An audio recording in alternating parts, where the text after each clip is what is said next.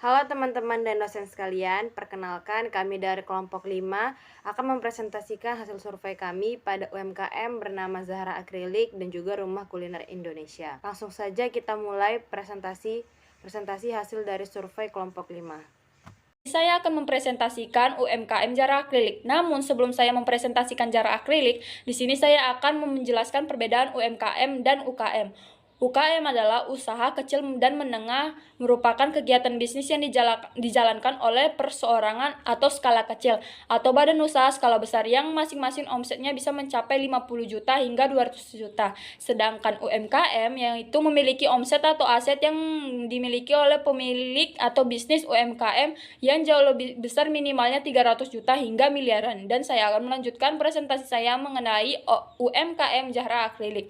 Zahra Akrilik adalah bidang UMKM di bidang kerajinan tangan yang dimiliki oleh Ibu Monelisa, di mana letak alamat UMKM tersebut adalah Kampung Tua Bengkong Laut Sadai, Kecamatan Bengkong, Kota Batam, Kepulauan Riau, yang dimana kode posnya adalah 29458 dengan nomor kontak HP adalah 0811 6912 1221.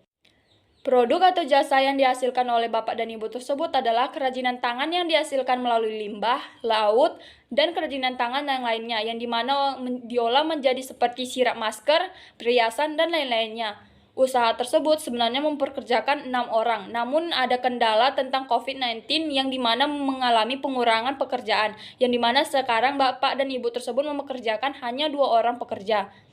Menurut Bapak dan Ibu tersebut, pengertian dari usaha adalah menambah omset, membantu perekonomian saat ini, dan membantu tetangga yang tidak memiliki kegiatan atau pekerjaan atau yang dinamakan dengan pengangguran.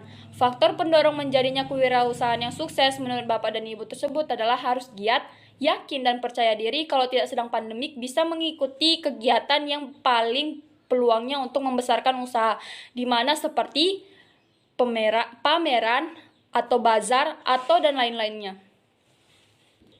Menurut Bapak dan Ibu tersebut, nilai lebih menjadi seorang usaha adalah memiliki banyak kegiatan di luar sana dan banyak dipandang oleh masyarakat. Karakter dan ciri yang biasanya menjadi wirausaha yang sukses menurut Bapak dan Ibu tersebut adalah percaya diri, rajin berusaha, kokoh pendiriannya, dan tidak pantang menyerah. Kelemahan yang biasanya dimiliki setiap para wirausaha yang menurut Bapak Ibu ini tersebut, yaitu gampang menyerah dan karena adanya persaingan harga. Selanjutnya, dari manakah ide awal Bapak dan Ibu mendirikan wirausaha ini? Berawal dari hobi dan bertahan sampai sekarang. Selanjutnya, apa motivasi Bapak dan Ibu menjalankan usaha ini? Harus giat dan semangat. Selanjutnya, apa sajakah kekuatan usaha ini? Punya prinsip, tidak boleh ikut-ikutan dengan yang lain, kita harus punya ide kreatif sendiri. Selanjutnya, apa sajakah kelemahan dari usaha ini? Yaitu perbandingan harga. Produk handmade lebih mahal karena menggunakan tenaga manusia langsung, sedangkan pabrik sudah menggunakan mesin. Karena pabrik lebih murah, orang-orang kebanyakan lebih memilih belanja produk hasil pabrik, sehingga perbedaan harga ini membuat adanya kelemahan. Selanjutnya, apa sajakah ancaman dari usaha ini? Persaingan harga. Selanjutnya, bagaimanakah cara menumbuhkan kreativitas Bapak dan Ibu dalam berusaha? Berawal dari hobi, kemudian saya tekunkan, dan biasanya setiap saya membuat produk, saya membuatnya sama seperti sebelumnya. Namun karena ini produk handmade, hasilnya akhirnya terkadang terlihat berbeda, yang membuat produk saya terlihat bermacam-macam bentuknya. Selanjutnya, inovasi apa yang ada pada produk atau jasa yang telah Bapak Ibu produksi? Bermacam-macam, contohnya seperti saya mengolah limbah, kerang, dan sisi ikan menjadi bunga. Selanjutnya, bagaimana cara menentukan produk yang akan dibuat? Yaitu produk yang berbeda dari hasil produk pabrik.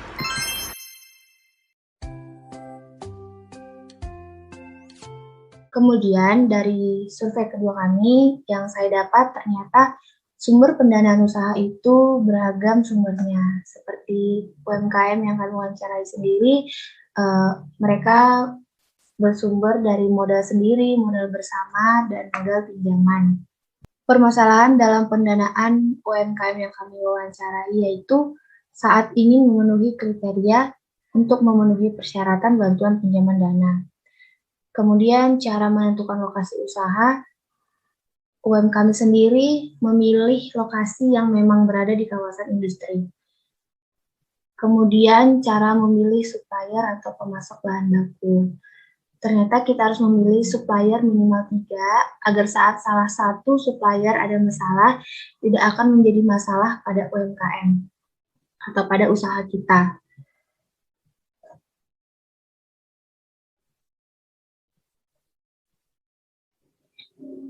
Kemudian yang saya dapat yaitu cara memasarkan produk.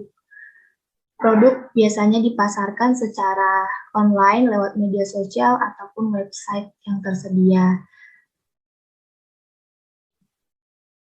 Kemudian ternyata permasalahan umum yang dihadapi seluruh UMKM itu adalah UMKM tahu membuat atau memproduksi, tapi tidak kreatif atau tidak terlalu pandai dalam memasarkan dan mengemas. Materi yang saya bawakan kali ini adalah komunikasi bisnis, pemasaran, dan purna jual. Baiklah, marilah kita masuk ke dalam materinya. Apa itu komunikasi bisnis? Komunikasi bisnis adalah komunikasi yang digunakan dalam dunia bisnis yang mencakup berbagai macam bentuk komunikasi, baik verbal maupun non-verbal, untuk mencapai tujuan tertentu. Rumah Kuliner Indonesia adalah UMKM yang bergerak di bidang makanan, dan tentunya mereka berkomunikasi dengan supplier dan pelanggan. Mereka berkomunikasi dengan supplier dan pelanggan menggunakan email, telepon, media sosial, dan juga bertemu secara langsung secara tatap muka. Dan tentunya tak selalu komunikasi dengan para supplier dan pelanggan selalu baik. Terkadang terjadi permasalahan dalam komunikasi. Biasanya permasalahan komunikasi dengan supplier yang paling sering dihadapi adalah: pertama, datangnya barang terlambat dari waktu yang sudah ditentukan. Yang kedua, mutu dan kualitas tidak sesuai dengan apa yang diharapkan. Yang ketiga, harga barang naik tanpanya ada konfirmasi terlebih dahulu. Yang keempat, stok barang habis tanpa adanya konfirmasi. Sehingga hal ini membuat UMKM ini memiliki supplier lebih dari satu untuk cadangan jika stok barang habis. Selain permasalahan komunikasi dengan supplier, tentunya ada juga permasalahan komunikasi dengan pelanggan. Yang permasalahan komunikasi dengan pelanggan yang paling sering dihadapi yaitu produk tidak sampai dengan tepat waktu. Mungkin terjadi kendala di ekspedisi dalam mengantarkan produk sehingga produk tidak sampai dalam tepat waktu. Yang kedua, produk ini diterima oleh pembeli rusak, dan itu mungkin antara keteledoran pegawai dan juga kecelakaan yang tidak disengaja dalam pengiriman barang. Yang ketiga, alamat yang dikirimkan tidak jelas atau alamat palsu. Apa itu pemasaran? Pemasaran adalah kegiatan menyeluruh dan terencana yang dilakukan oleh suatu perusahaan atau institusi dalam melakukan berbagai upaya agar mampu memenuhi permintaan pasar. Tujuan utama yaitu memaksimalkan keuntungan dan membuat strategi penjualan. UMKM ini melakukan metode memasarkan produk menggunakan email, telepon, website, Google Ads, pemasaran langsung, media sosial. Hampir 70% pemasaran dilakukan dari media sosial, karena saat ini media sosial salah satu media yang sangat berguna dan bisa menjangkau customer atau target pasar yang lebih luas. Media sosial yang digunakan yaitu seperti WhatsApp, Facebook, Google, Instagram, dan link ID. Permasalahan pemasaran dalam menggunakan media sosial adalah permasalahan SDM. Harus ada yang bisa fokus dalam menghandle media sosial untuk membalas dan memposting. Apabila SDM kurang untuk dalam satu orang, itu akan mengganggu operasional kerja. Biaya yang dikeluarkan adalah 1 juta, 5 juta per bulannya.